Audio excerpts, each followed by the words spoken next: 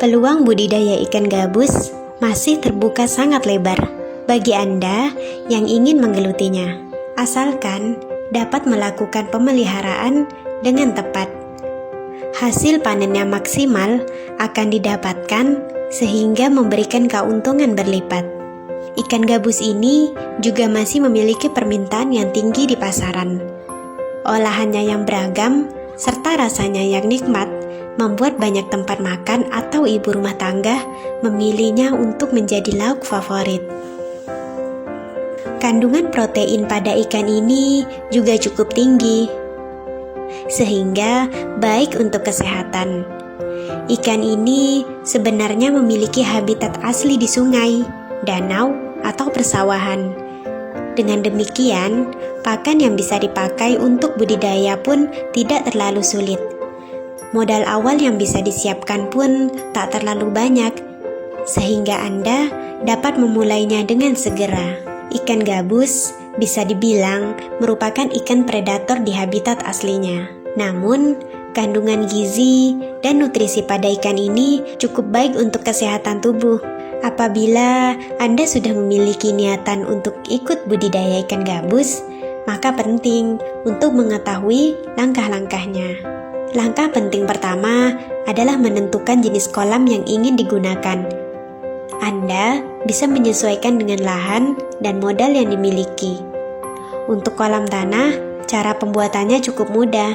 Dan keuntungan dari media tanah ini, ikan memiliki kesempatan untuk memperoleh pakan alami.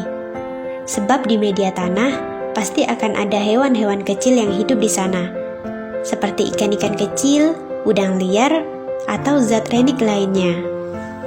Proses yang kedua yaitu melakukan pemijahan. Proses ini merupakan tahapan di mana ikan gabus jantan dipertemukan dengan ikan gabus betina supaya menghasilkan telur atau burayak. Sebelumnya, Anda harus memilih indukan jantan dan betina dengan tepat. Untuk jumlahnya bisa sekitar 20 hingga 30 buah indukan.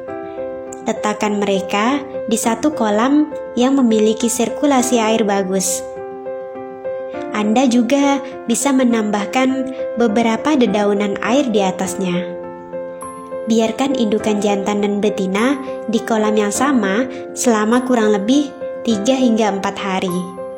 Setelah proses pembuahan terjadi, biasanya satu induk betina bisa menghasilkan kurang lebih 11.000 bibit ikan atau telur.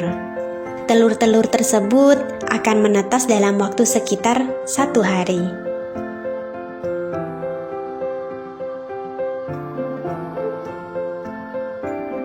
Setelah telur-telur hasil pemijahan menetas, Anda perlu merawatnya. Setelah 2 hari, cadangan makanan mereka pun akan habis. Anda harus memberinya pakan menggunakan Artemia sebanyak 3 kali sehari. Setelah larva ini berumur 5 hari, pemberian pakan masih harus dilakukan secara rutin, yaitu sebanyak 3 kali sehari. Yang keempat yaitu melakukan penebaran benih. Larva ikan gabus yang sudah dirawat nantinya dapat disebar ke kolam besar setelah umurnya sekitar 2 minggu. Penyebaran benih biasanya dilakukan di pagi hari dan disebar sebelum mereka diberi pakan. Untuk pemberian pakannya nanti dapat dilakukan setelah 2 hari benih disebar.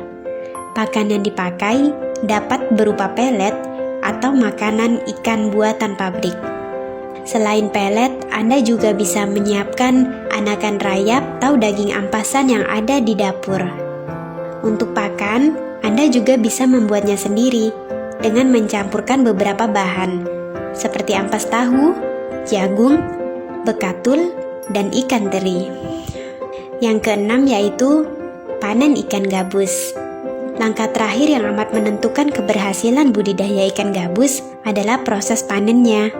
Ikan gabus ini memiliki daya tahan yang tinggi, sehingga proses panennya bisa dilakukan secara bertahap. Anda bisa menyesuaikan waktu panen dengan kebutuhan atau permintaan yang ada di pasar. Namun, ketika ikan gabus sudah semakin besar, Sebaiknya Anda melakukan penyortiran. Pisahkan ikan yang sudah besar dengan yang masih kecil. Kelompokkan mereka di kolam yang terpisah. Pengelompokan berdasarkan besar dan kecil ukuran ikan bertujuan untuk mencegah adanya ikan besar yang memangsa ikan kecil.